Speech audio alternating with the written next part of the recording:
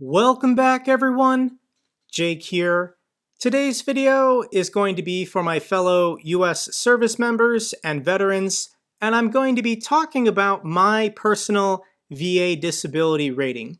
And this video is a follow-up to the one I made 10 months ago titled VA Disability Benefits Explained, TAP Summary. I filmed this video when I was out processing from the Air Force. I also made this video why every veteran should file a VA disability claim. I still believe this statement to be true, and if you're currently serving in the military, you also should be planning to file a VA disability claim when you get out. For those of you who don't know my backstory, I served on active duty for 6 years in the Air Force, and my job was a nuclear and missile operations officer. This is AFC 13N, and I was in charge of the maintenance, security, and operations of the Minuteman III intercontinental ballistic missile system. On crew, I was stationed at Minot Air Force Base, and this is the console that I was in charge of. It's underground in a launch control capsule, so this is the side view. And I would work 24-hour shifts underground. I did 292 of these over a 4-year period.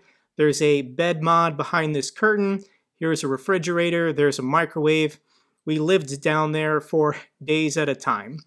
And this is what a missile alert facility looks like. Here's a schematic.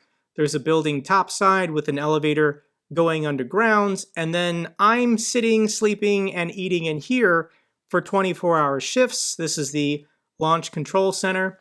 And the purpose of this is to survive, hopefully, a near miss from a nuclear strike so that we can then retaliate in response. We're on ready 24/7, 365 to offer nuclear deterrence for the United States and its allies. And this is the disability percentage that I was awarded by the VA, 60%. These are all of the items that I claimed, and we're going to talk about and explain all of that in this video. But first, I want to say that the VA is the final authority on all information regarding the VA. Here is a PDF that I will link down below. It's 190 pages talking about all of the VA's benefits and services to anyone who separates from the military.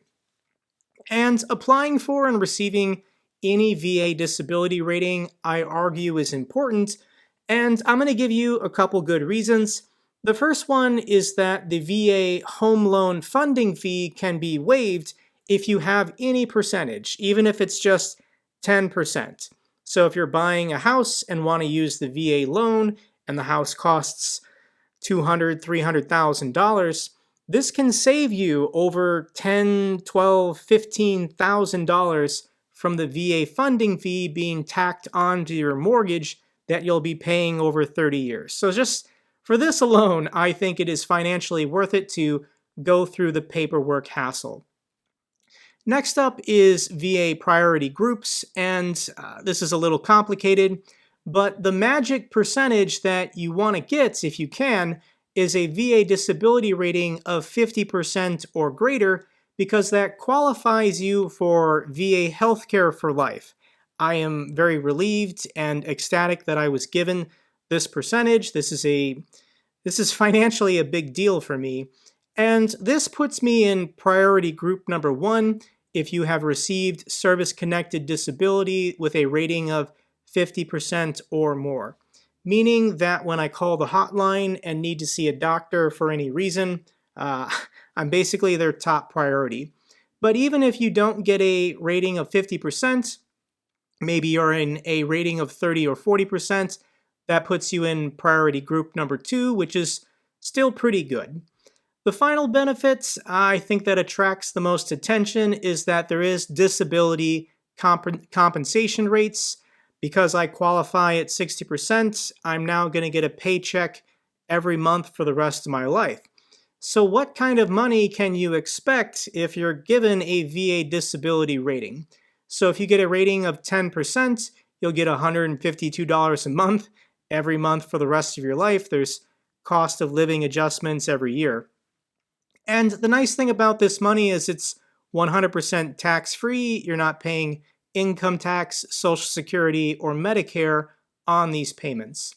Now, because I got a disability rating of 60%, that qualifies me for a check every month of $1,214, and I will happily take that money. If we scroll down, we can see what the disability payments are for someone who qualifies for a 100% rating, which would be veteran child only, $3,456 tax-free. So let's now talk about what I claimed, and first thing I want to tell you if you're currently serving is document everything.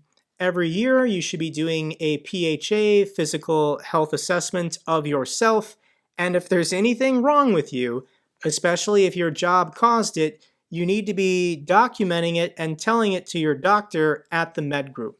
That is the easiest and most efficient way to qualify for VA disability when you leave the service. So when I looked at my medical history, and when you get out, you can get a CD with everything that the military has ever documented about you. These are what I thought I could claim. The first one being eczema. The capsule downstairs is pretty dry and gross, and I got a rash on my arm one time. I went to the med group. It cleared up and never came back, so the VA awarded me a rating of 0%.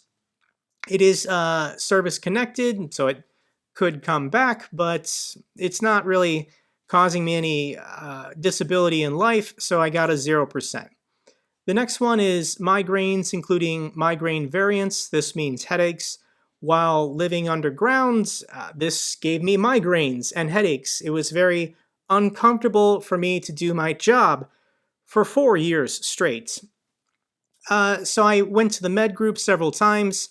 I even thought there might be something seriously wrong with me, so they had a CT scan done of my brain. Didn't show anything conclusive or alarming, but my symptoms, conditions, and documentation, according to the VA, awards me a percentage of 30, which is higher than I thought I would get, but I will happily take it. The next item, bilateral hearing loss. I can prove that from when I went into MEPS to when I got out, I do have some hearing loss, but in order to get a VA rating according to their system, you basically have to be deaf by the time you get out to qualify for this. So they told me even though I do have hearing loss, it's not service connected. I didn't qualify for any percentages. Next one is lumbosacral strain. This is back pain, and for my job, it required being in a confined, constrained space for 24 hours at a time, either laying in a bed mod or sitting in a chair at a console. And additionally, we did drive out to sites. It was a lot of driving. So I did experience back pain. I had it documented while I was in service, and the VA, after evaluating me, decided to give me a 40%. And that's much higher than I was anticipating. I was hoping for maybe just 10 or 20, but it's the VA's own system and process, and they gave me a 40, so fantastic. Next one is allergic rhinitis. This is just basically allergies. I had allergies while living in North Dakota. They gave me a 0%, but it was service-connected. Next one is chronic sinusitis. This is basically just sinus infections. I had this once or twice while serving. Because it happened, I claimed it. Anyone can claim anything that happened to them. They gave me a 0%, but said it was service-connected. The next one is sleeping disorder, upper airway resistance syndrome. For my entire time serving, had difficulty sleeping, and it was causing a lot of stress and strain on my body over those years, sleeping underground. I did go to the med group to see if there was something wrong with me. They approved me to do a sleep study. I thought I had sleep apnea, but the sleep study showed that I didn't, that I just had upper airway resistance syndrome, which basically means snoring. So I claimed that, and they didn't give me a percentage for it, and they said not service connected. The next one is anxiety and depression. As my last year in service, the stress was getting to me doing my job. We were on year 2 of COVID. I knew I was getting out, and I was experiencing anxiety, and I decided to go to the med group to talk to someone about it, just to make sure that, I was doing what I needed to do to take care of myself. If you're in service and you are experiencing any mental health concerns, then go talk to someone. Please go talk to someone. But after the VA assessed me, they didn't even give me a percentage and they said not service connected. The final one is tinnitus. Everyone who wants to can claim this basically. There's no way to prove I don't have it, but I do have tinnitus. I do have ringing in my ears that is always there. It gets worse when I'm tired. It gets worse when I'm stressed out. The VA gave me a 10% and said service connected.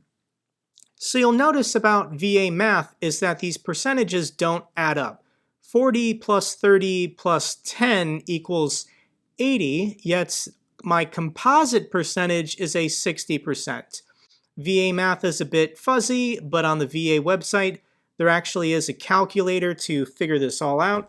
So if I want to put in 40% for my back, I can then put in 30% for my migraines. I can then put in 10% for my tinnitus, and I can then calculate it, and it spits out that overall my VA disability rating is 60%.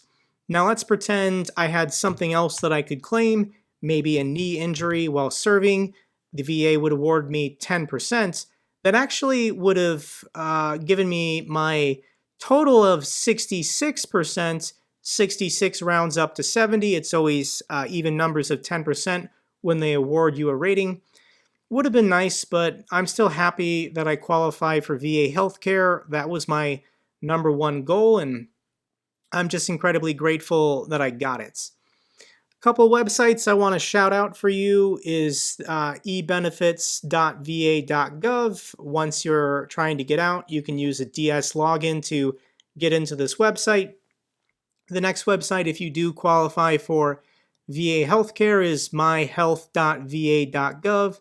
Pharmacy appointments, secure messaging to either not nurses or doctors, and then accessing your own health records. It's a fantastic website, absolutely no complaints.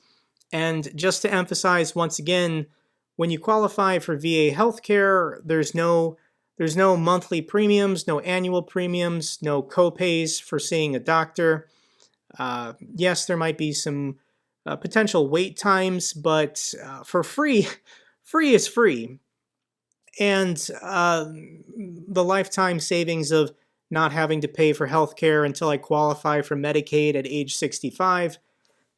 Wow, guys, absolutely wow. And I don't know how it is in other parts of the country, but my personal experience with the VA system here in Las Vegas has been 10 out of 10, no complaints. I've been very impressed. I separated in February, initiated the paperwork for my claim in February. I was then seen for all of my issues by doctors over the next 2 or 3 months. I then did get my percentage in June. Called the Hotline, signed up for VA healthcare, and I was seen for the first time by a doctor 2 weeks ago here in August. So from February to August, went through the process, qualified for healthcare, and then was seen by a doctor. Absolutely incredible. The facility here in Vegas is also phenomenal. This is the large hospital on the north side of town by Nellis Air Force Base.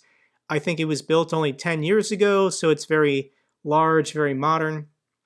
In addition, here in Vegas, there are 4 VA clinics spread out around town, so I got to go to the one 10 minutes from my house in Henderson. Once again, the doctors, the staff, everything was fantastic. It was a very nice facility, 0 complaints. Final thing I want to remind everyone, if you're leaving the service or you're a veteran, is that if you're going to go through this process, I recommend contacting a local veteran service officer. Just Google veteran service officer and then your city. You'll find the closest one. And this is their full-time job to help you with the bureaucracy of the VA so that your paperwork can be properly filled out. And if something is holding you up, they can inquire what is the complication. The VSO I worked with was very professional. I greatly appreciate all the help she gave me. And once again, a great experience overall. I know not everyone has as good of experience as I did, which makes me even more appreciative. All right, that's all for this video. If you have any comments or questions, leave them down below. Hopefully I or someone else can answer that question for you and help you. Till the next video, take care, be safe.